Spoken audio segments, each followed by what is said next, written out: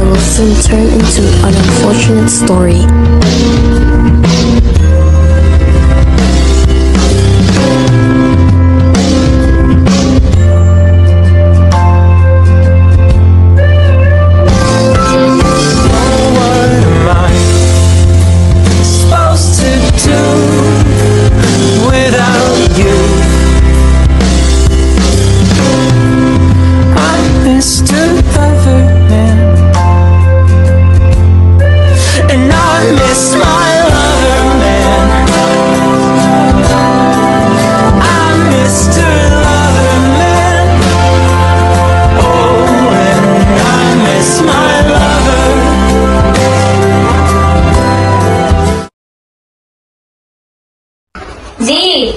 Z, gising na! Uy, Zach! Gising na! Late ka na! Ate, 7:30 pa lang yung klase ko eh. Kaya nga, 7 na nga eh. 6:06 pala eh. Advance mo lang. Kain na!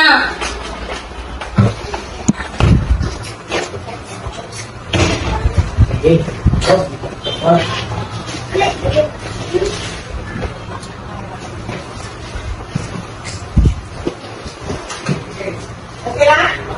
Pwede na yung uniform mo. Uy, sabi ko ako na magagawa dun. Wag na, di ka naman marunong eh. E di ikaw na. Una na ako, may bibilhin pa ako. Regards mo lang ako kay Max. Okay, ingat ka.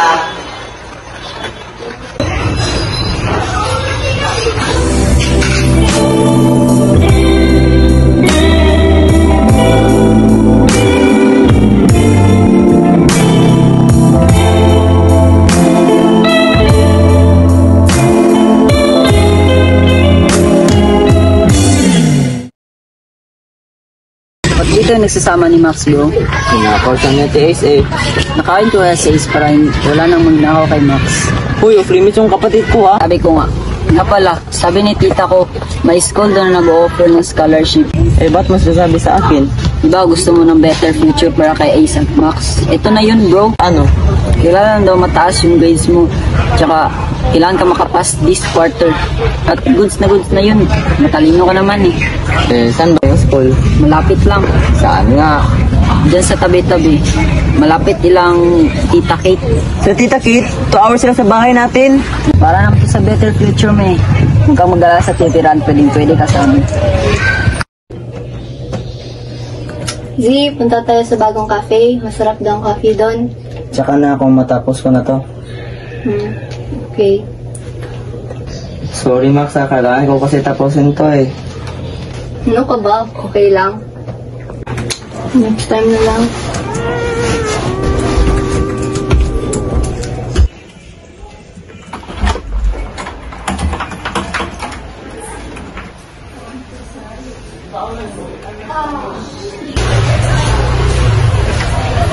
Ate Ace. Oh, Max, bakit? Uuwi na pala ako. May pinapagawa si mama eh. Sige, hatid na kita. Huwag na, okay lang. Sabi mo na lang kay Bea. Nandun lang naman siya sa kanya. May ginagawa kasi, ayoko ma-storeboy. Okay, sige, ingat ka. Bye, ate. Bye, ingat ka. Yun, feeling ko kasi hindi siya masaya kasama ako eh. Lagi naman akong busy. Ikaw din naman sabi ko na, no? Feeling mo, yan ang bali ni Max. Tingnan talaga niya hindi lang naman gusto ko. Kaya nagsisikap ako? Ganon? Oo. Tanga ka ba? Tara na nga, lilibre na lang kita. Ano naman ililibre mo sa akin? Wow, ikaw na nga yung ililibre, ikaw pa yung nagre-reklamo. Tara na nga. Tara, bibigyan kita ng price. Paborito yun ng ating eh. Aray, salamat ka, brother and blow it ha. Sige na nga, shut up na ako.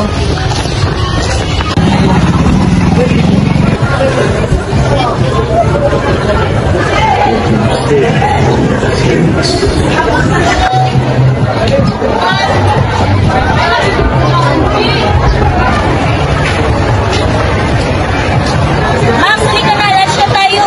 Malapit na. Wait lang.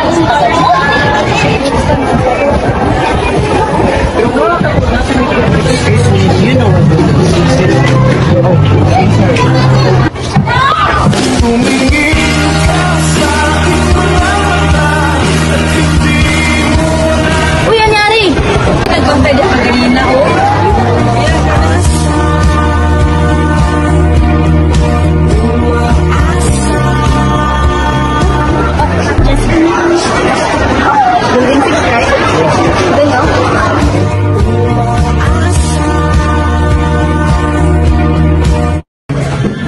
Hindi ko talaga gets. Bobo ka kasi. Wow, parang talino mo naman. Siyempre. Tama na nga yan. Bilis lang mo ako ng coffee, please. Ano ka, Gold? Di mo babayaran mo tama sa akin. Ikaw.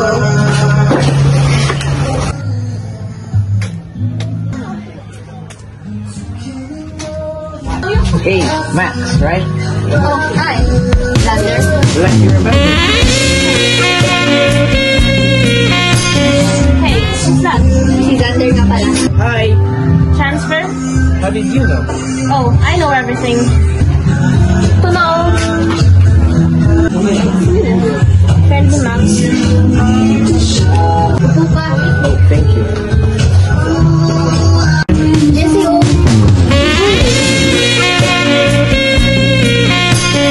Uy! Ha? Wala akong utang, ha? Hoy, let's hang out. Ay, wala si Z, eh. Si Sander na lang. Okay lang ba sa'yo? Sure.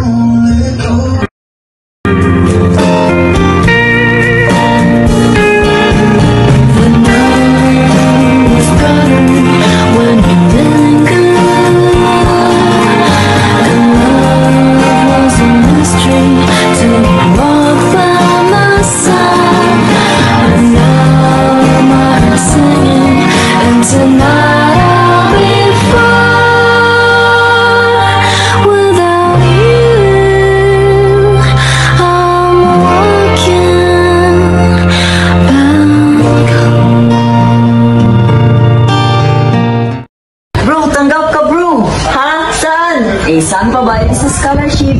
Wow! Talaga, grabe! Ito naman oh, hindi naman yung surprise para sa'yo eh. Salamat talaga, Jay. Wala yun. By the way, pwede ka na mag-move this week. Pwede pa nga ngayon na eh. Talaga? Oo nga. Ayos, sabihin ko na kay ate. Nga pala, ingat ka kay Xander ha. Sander. Yung medikit kay Max, parang may iba na siya eh. Ha? Hala, takot di ko yun sinabi. Good for her. Ha? It's time to distance myself from her. Uy, huwag naman ganun bro. Hindi naman ako eh. Wala namang time sa kanya. At mukhang maiba siyang gusto.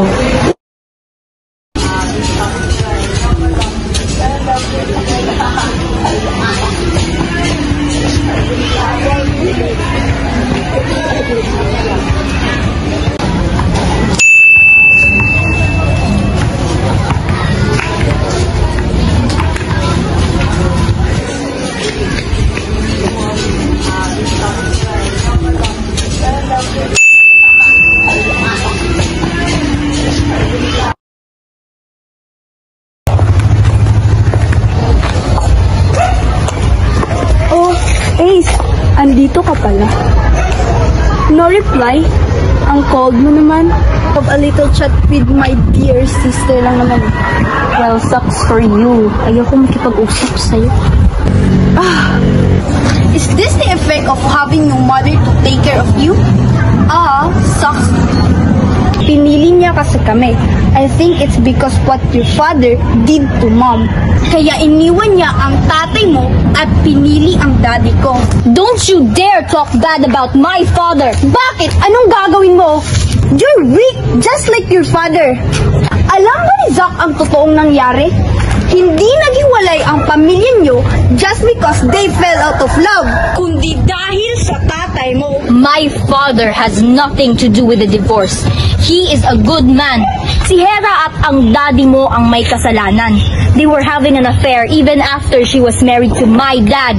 In other words, ang nanay mo ang madumi. Wala ka na ng parents, wala ka bang respeto? Tinawag mo nga lang si mommy sa kanyang first name. Where's your respect? Kasi hindi siya karapat-dapat na tawaging ina. What kind of mother would just leave their children out like that? Naiinggit ka lang kasi kami ang pinili niya at hindi na siya babalik sa iyo. Eh di sa'yo na. Total pera lang naman ang habol ng daddy mo sa kanya. Kaya nga no, ang yayaman niyo pero baho naman bunganga mo. Excuse me, nagtutoothbrush ako. Anong magagawa sa toothbrush kung hindi ka nagtutoothpaste? Mag-deny ka lang, pero alam mo deep inside sa sarili mo na gusto mo ng attention niya. Don't worry, anak. Even if I'm not near you, I'll always take care of you and Zach. When are you going to come back, Mom? After my work is done here, honey.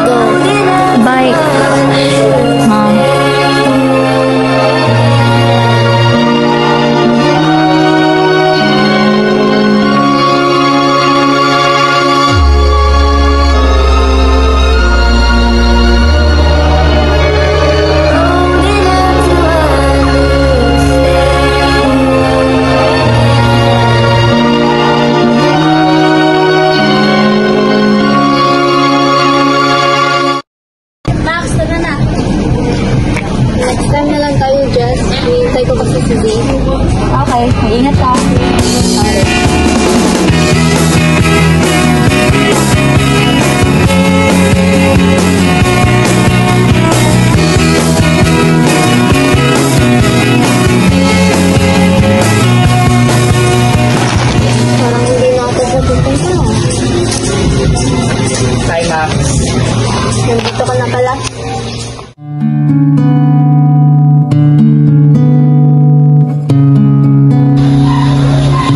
Naalala mo ba yung tinuro ko sa'yo?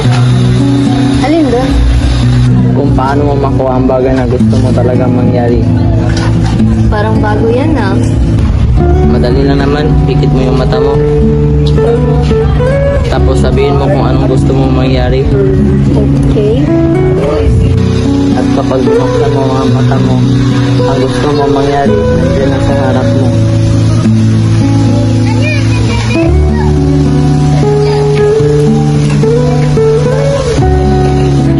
Pero sa'yo lang yan gagana.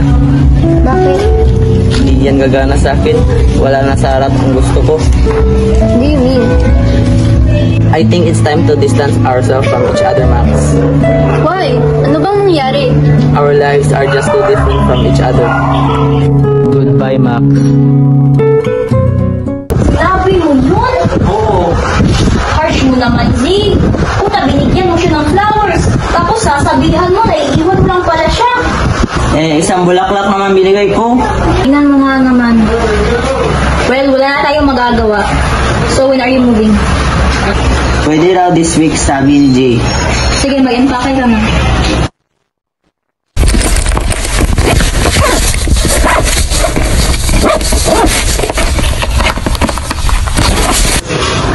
Z, pwede kunin mo yung binili ko sa taas, makalimutan mo kasi. Okay.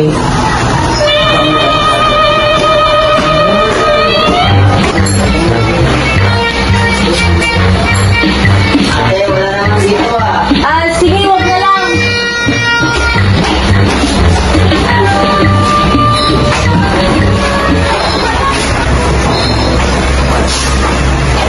Sige na, tayo na. Baka balik ka pa sa bus.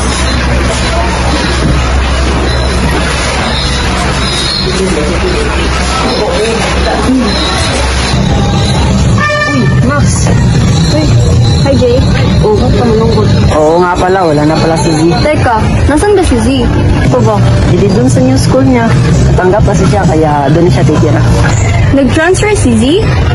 Ay, hala, dapat di ko yun sinabi. Uy, Max, saan ka pupunta? Patay talaga ako na ito ni Z. Tao po! Ate Ace! Ate, nandyan po ba si Z? Ay, hala, kakahatid ko lang sa kanya. Halika, pasok ka muna. Hindi ko kasi alam na mag-transfer siya. Sinabi niya kasi sa akin na yun ang nakita. Teka, may ibibigay ako sa isa. Ano to, ate? Basahin mo lang yan. Maiintindihan mo lang.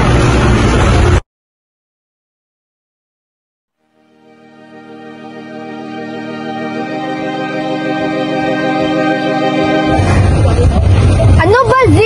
Anong klaseng secret yun? Nag-transfer ka pala? Kakainis? Expect mo ba talaga sa akin that I would just casually move on from you? Gosh!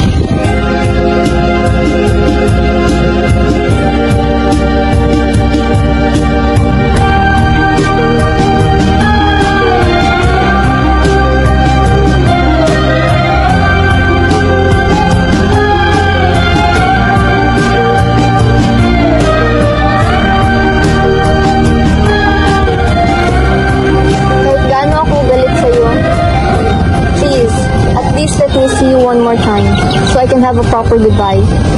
Ways in which you talk to me Hi, Max. have me wishing I were gone Goodbye, Z. without you. I'm Mr. Other Man.